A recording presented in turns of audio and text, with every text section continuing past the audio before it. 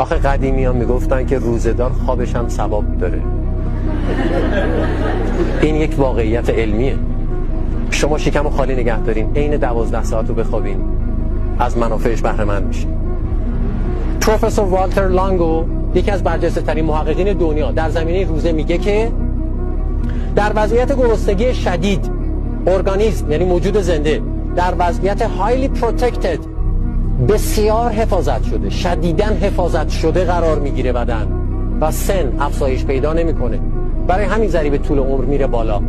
ضریب طول عمر میره بالا. برای همینه که وقتی ما کمتر میخوریم بیش از حدود 30% یا بیش از 30% طول عمر بیشتر میشه.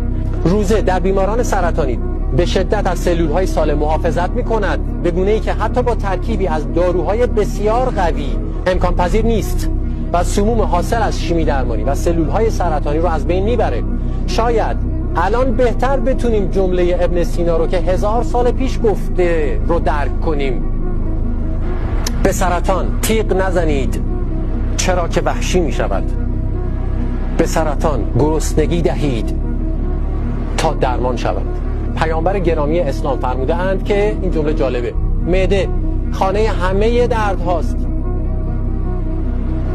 و امساک یعنی غذا نخوردن، پرهیز از خوراک، بالاتر از همه داروهاست.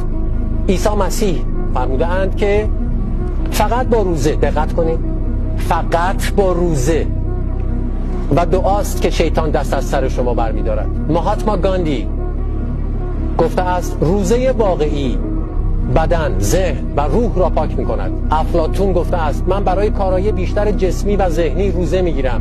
پاراسلسیوس که به همراه امپدوکلس و بقراط سه نفر پدران علم پزشکی هستند، پاراسلسیوس گفته روزه بزرگترین درمان و پزشک درون است.